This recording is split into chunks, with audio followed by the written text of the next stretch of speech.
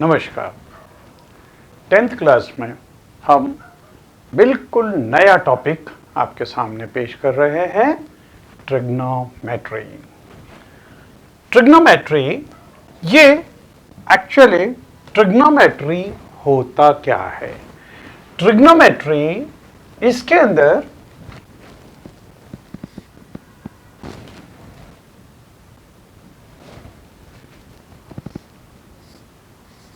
Trigonometry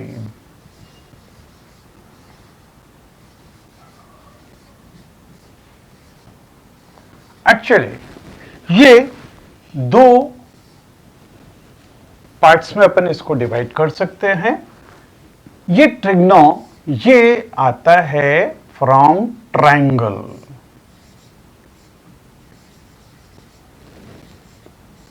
and metry means this is measurement.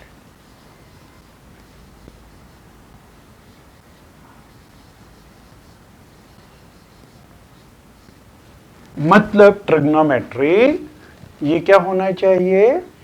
Measurement of triangle. Triangle का measurement करना मतलब क्या? इसके लिए सबसे पहले हमको देखना पड़ेगा कि ट्रायंगल होता क्या है। तो triangle, when three non-collinear points, these are joined by line segments. Non-collinear मतलब ऐसे पॉइंट्स जो एक ही स्ट्रेट लाइन पे ना हो, उनको अगर हम लाइन सेगमेंट्स से ज्वाइन करेंगे तो जो फिगर ऑब्टेन होता है दैट इज कॉल्ड ट्रायंगल। अब ट्रायंगल को मेजर करना, तो पहले ये देखें कि ट्रायंगल्स के पार्ट्स क्या होते हैं। ट्रायंगल के अंदर 6 पार्ट्स होते हैं, 3 साइड्स और 3 एंगल्स। अब साइड्स तो लाइन सेगमेंट्स हैं और लाइन सेगमेंट्स को हम मेजर कर सकते हैं स्केल से, स्केल से उनकी लेंथ निकाल सकते हैं। फिर नेक्स्ट होता है एंगल। अब now the question arise, what is an angle? तो एंगल के लिए एंगल पॉजिटिव एंड नेगेटिव। अब देखिए, एंगल पॉजिटिव और नेगेटिव, एक्चुअली एंगल होता क्या है? एंगल के अंदर अगर ये एक रे है, इफ दिस इज ए रे, if it rotates in anti clockwise direction, अगर ये ऐसे यहां से रोटेट हुई और इस पोजीशन पे पहुंची, तो ये एंगल फॉर्म्ड, ये इसको बोलेंगे पॉजिटिव एंगल थीटा। अब ये एंगल के लिए थीटा शब्द आपको मालूम होना चाहिए, ग्रीक लेटर है, तो ये theta is used for this angle. अच्छा, नेगेटिव एंगल क्या होगा? इफ दिस रे is rotating in clockwise direction, then the angle formed will be minus theta.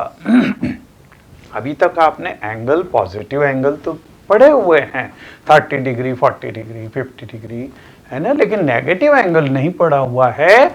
लेकिन नेगेटिव एंगल भी होता है, और नेगेटिव एंगल कब मिलेगा अपने को? जबकि रे क्लॉकवाइज डायरेक्शन के अंदर रोटेट होती है, तब हमारे पास में नेगेटिव एंगल आता है। इवन आप यहां पे ट्रिग्नोमेट्रिक रेशियोज पढ़ोगे, और ट्रिग्नोमेट्रिक रेशियोज ये नेगेटिव एंगल के लिए क्या होते हैं, ये आप 11th क्लास में पढ़ोगे। हम सबसे पहले तो एंगल पॉजिटिव एंगल मतलब एंटी क्लॉकवाइज डायरेक्शन में, और नेगेटिव एंगल मतलब क्लॉकवाइज डायरेक्शन के अंदर। ट्रिग्नोमेट्री के अंदर हम एंगल, अगर हम ये एंगल निकाल सकें तो हम बहुत सारी चीजें उसमें से कर सकते हैं।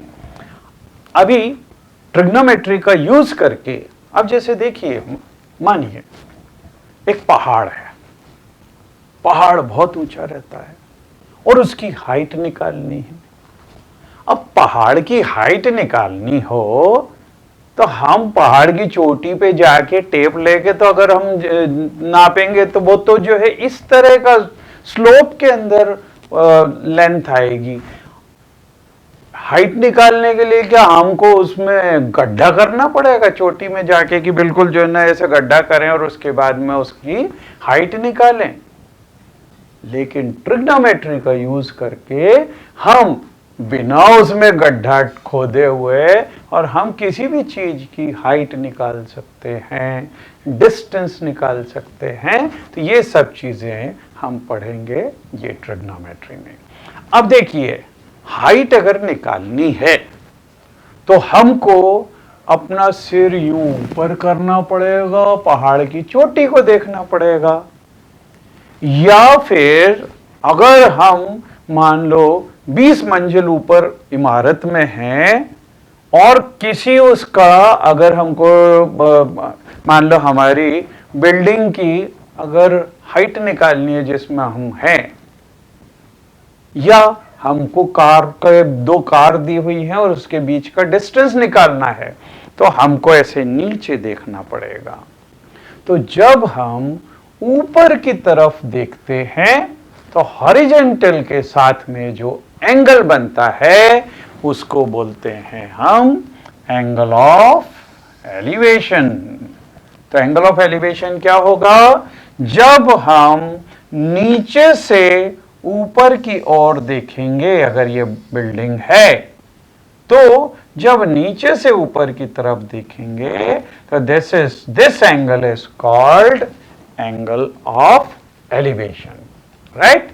और अगर हम हाइट पे हैं, अगर हम यहां पे हाइट पे हैं, ठीक है, अब यहां से इस बिल्डिंग से अगर हमने कोई कार को देखा या कोई भी ऑब्जेक्ट को यहां से देखा तो ये हॉरिजॉन्टल के साथ में जो डिस्टेंस जो एंगल बनेगा, this angle is called angle of depression.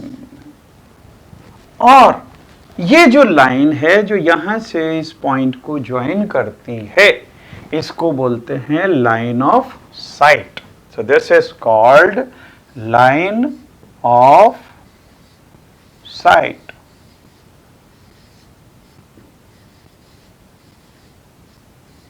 ठीक है, तो this is line of site, this is angle of elevation, angle of depression, right.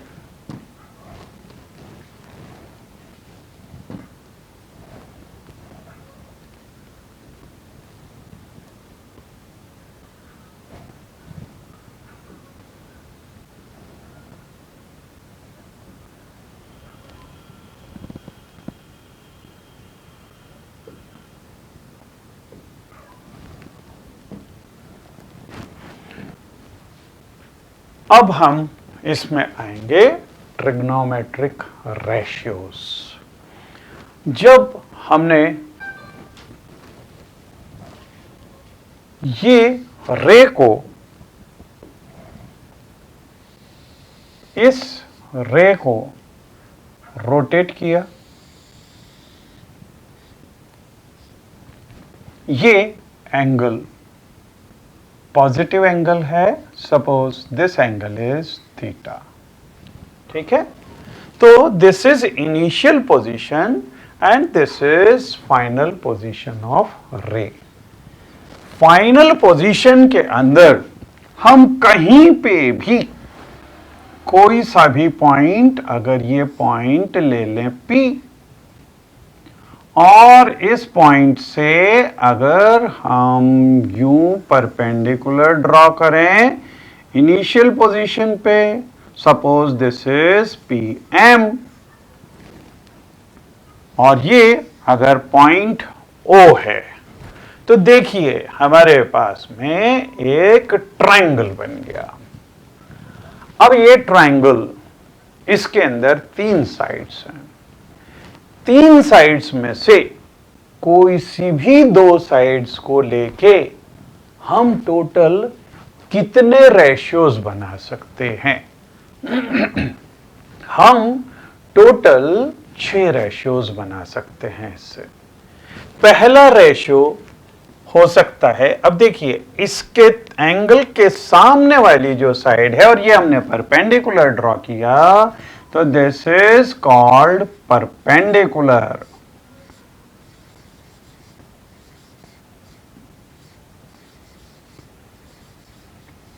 अगर इसको हम शॉर्ट में P से डिनोट करें, कैपिटल P से, और OM ये है बेस, जो विथ एंगल होती है साइड, इसको बोलते हैं बेस। और जो सबसे बड़ी साइड होती है राइट ट्रायंगल की, इसको बोलते हैं हाइपोटेन्यूस।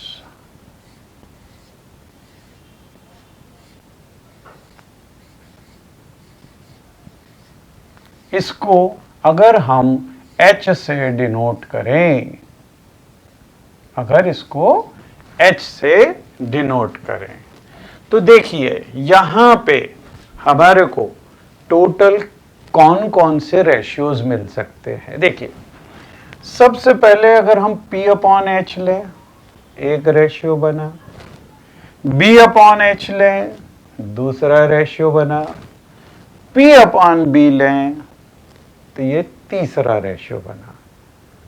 अब इन रेशियोज को पलट दो मतलब अपन ने P अपॉन B की जगह अगर B अपॉन P ले लें, तो ये चौथा रेशियो बन गया।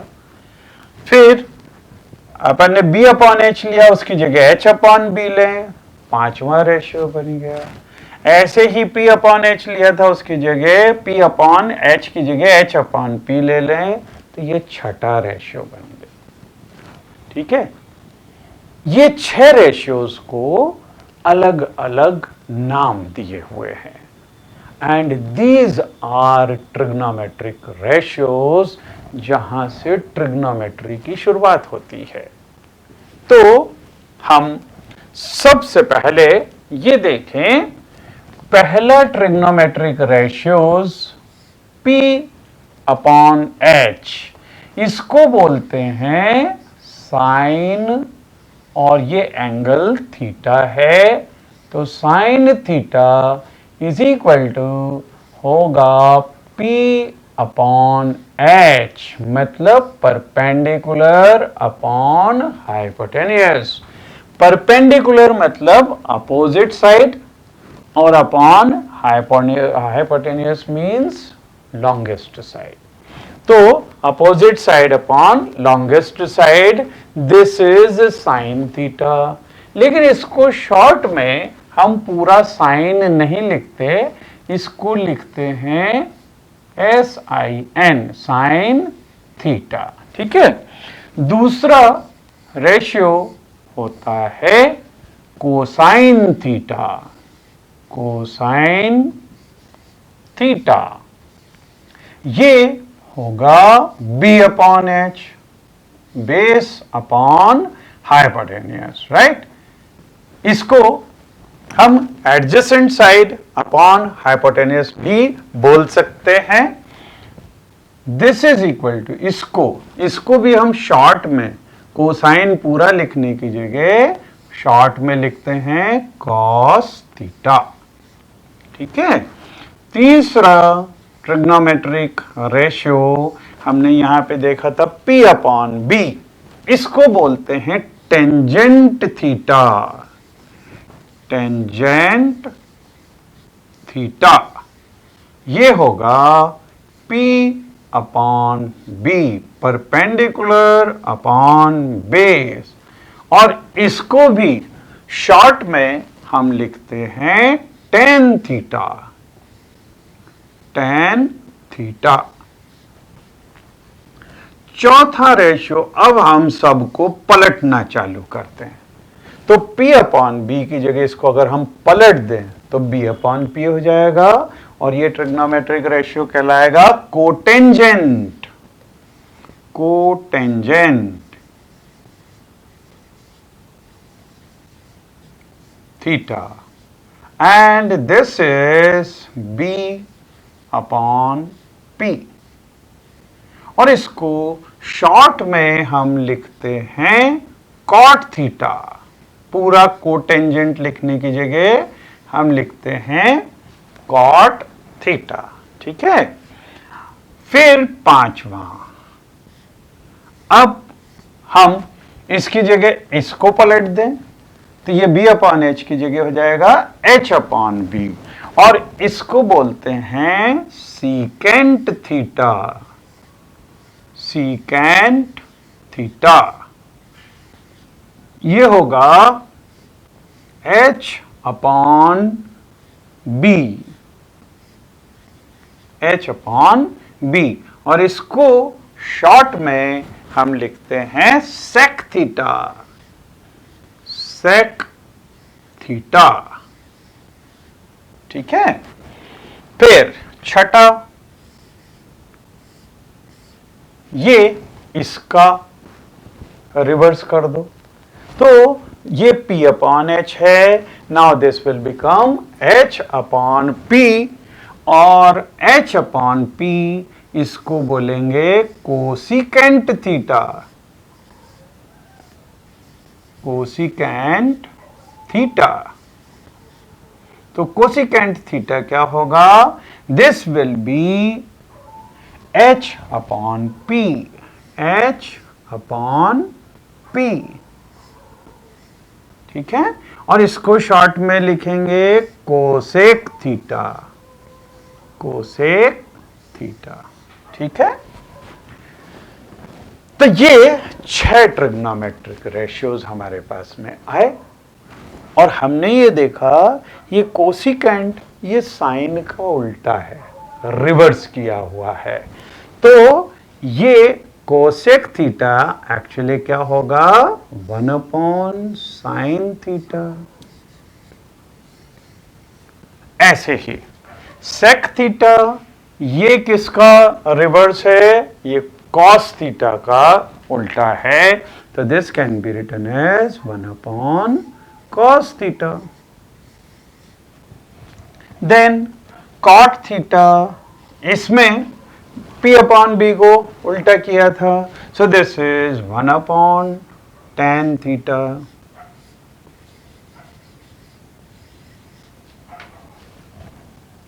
अच्छा, ऐसे ही हम ये देखें तो tan थीटा ये 1 अपॉन कॉट थीटा है, कॉट थीटा का उल्टा है। Means this can also be written as 1 upon cot theta, this can be written as 1 upon sec theta, and this can be written as 1 upon cosec theta। तो इनको भी इसका पलट के और उल्टा लिख सकते हैं। Means this is 1 upon cot theta, this is 1 upon sec theta, and this is 1 upon cosec theta। Cosec theta. ठीक है, तो ये 6 ट्रिग्नोमेट्रिक रेशियोज होते हैं, और ये एक्चुअली ट्रिग्नोमेट्री की शुरुआत है। और अगर हमको 2 साइड्स मालूम हो, देखिए आप सब ने छठी क्लास से पढ़ते चले आ रहे हैं, एक थ्योरम बहुत फेमस थ्योरम है, और वो थ्योरम है पाइथागोरस थ्योरम, है ना। पाइथागोरस थ्योरम आप सभी को मालूम है, ये राइट एंगल के ऊपर बेस्ड है। और पाइथागोरस थ्योरम क्या बोलती है? पाइथागोरस थ्योरम के हिसाब से अगर ये राइट ट्राइंगल है तो इसमें h square is equal to p square plus b square, B square. ठीक है, तो hypotenuse square is equal to perpendicular square plus base square, ये होता है। इसका मतलब अगर हमारे पास में कोई सी भी 2 साइड्स दी हुई हो राइट ट्रायंगल में, तो हम तीसरी साइड निकाल सकते हैं। और अगर हमने तीसरी साइड निकाल ली तो हम इनमें से कोई सा भी ट्रिग्नोमेट्रिक रेशियो निकाल सकते हैं। We can find it, है ना। तो क्वेश्चंस जो आपके उसमें जनरेट होंगे, सबसे पहले कि कोई सी भी दो साइड्स दी हुई हो और हमको तीसरी साइड निकालनी हो।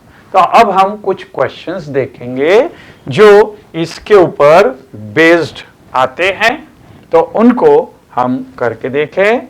सो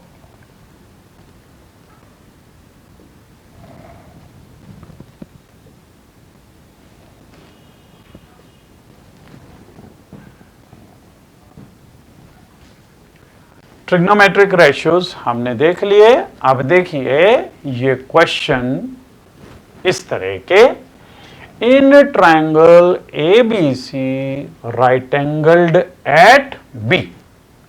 तो ट्रायंगल जो है वो राइट एंगल्ड ट्रायंगल है। तो let us draw this triangle. अगर हम ट्रायंगल बनाएं, ये ट्रायंगल, ये राइट ट्रायंगल है। इस राइट एंगल ट्रायंगल में ये एंगल बी ये दिया हुआ है और हमको ये ए बी और सी ये दिया हुआ है ना।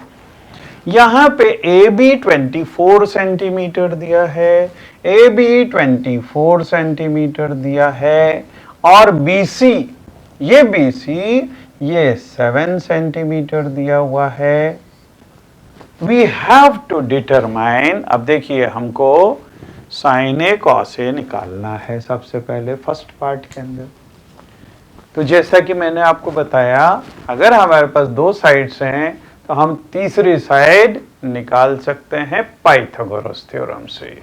सो first of all we will write by Pythagoras theorem,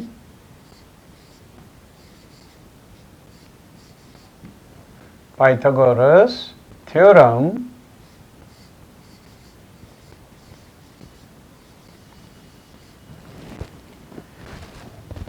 यहां पे AC स्क्वायर मतलब HAC square is equal to AB square plus BC square, BC square means H square is equal to this is b square plus p square, है ना। so h square will be equal to b, b कितना दिया हुआ है 24 का square, right, plus bc square मतलब 7 का square. so this will be equal to,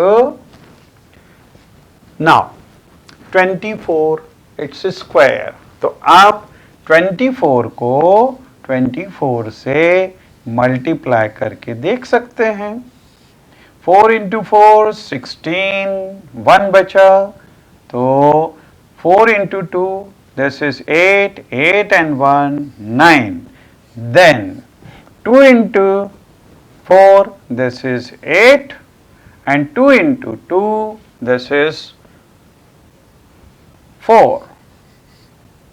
So this will be 6, then here 7 and 1 bacha 5. So 576, this is 576 and plus 7 square is 49. So this will be equal to 9 plus 6, this is 15, 1, 7 plus 4, 11, 11 plus 1 means 12 and then 6. So h square means hypotenuse square is equal to 625 और 625 को हम लिख सकते हैं 25 का square. तो h square is equal to 25 का square, so h will be equal to 25, right? इसका मतलब ये AC हो गया 25, जहां हमको तीनों साइड्स आ गई। अब तीनों साइड्स आ गई। तो देखिए सबसे पहले साइन ए, हम यहां पे देखेंगे एंगल ए, ये वाला। इस एंगल के लिए सामने वाली साइड परपेंडिकुलर होगी, है ना। तो we will write for angle A perpendicular is P is equal to, perpendicular होगा इसके सामने वाली साइड 7, है ना, और बेस हो जाएगी ये AB मतलब 24, और hypotenuse H is equal to 25। This is for angle A। Therefore sine A, therefore sine A will be equal to, sine A होता है perpendicular upon hypotenuse. So this is perpendicular is 7 upon hypotenuse is 25. Then cos A, this will be equal to base upon hypotenuse, means this will be, यहाँ पे base है 24 और upon 25, तो ये दोनों निकल गए। अब हम देखें यहाँ पे सेकंड पार्ट के लिए, नाउ सी साइन सी और कॉस सी, मतलब हमको एंगल सी के लिए निकालना है। अब तो फॉर एंगल सी परपेंडिकुलर क्या होगा, परपेंडिकुलर इसके सामने वाली साइड होगी। तो ये सी इसके सामने वाली साइड मतलब 24, परपेंडिकुलर इज 24। बेस हो जाएगा एडजेसेंट साइड, मतलब इसके साथ वाली side 7 centimetre, 7, and hypotenuse is 25। ये सब चीजें हैं। अब हम निकालें sine C. So sine C will be perpendicular upon hypotenuse. ये आपको याद होना चाहिए। परपेंडिकुलर यहां पे है 24 एंड हाइपोटेन्यूज इज 25। दूसरा कॉस सी, तो cos of C will be equal to, ये होगा base upon hypotenuse, means here base है यहां पे 7 और हाइपोटेन्यूज है 25। So 7 upon 25, this is cos C. तो इस तरह से अगर कोई सी भी दो साइड्स दी हुई हो तो पाइथागोरस थ्योरम से हम तीसरी साइड निकालेंगे, और तीसरी साइड निकालने के बाद में हम कोई सा भी ट्रिग्नोमेट्रिक, यहां तो सिर्फ साइन और कॉस पूछा हुआ है, हम टेन भी निकाल सकते हैं क्योंकि पी अपॉन बी होगा, कॉट निकाल सकते हैं, सेक निकाल सकते हैं, कोसेक निकाल सकते हैं, कोई सा भी ट्रिग्नोमेट्रिक रेशियो हम निकाल सकते हैं। तो ये है ट्रिग्नोमेट्रिक रेशियोज की शुरुआत, और दो साइड्स दी हो तो हम कोई सी भी तीसरी साइड निकाल के कोई सा भी ट्रिग्नोमेट्रिक रेशियो निकाल सकते हैं। So next time we will see some more examples based on this. Thank you.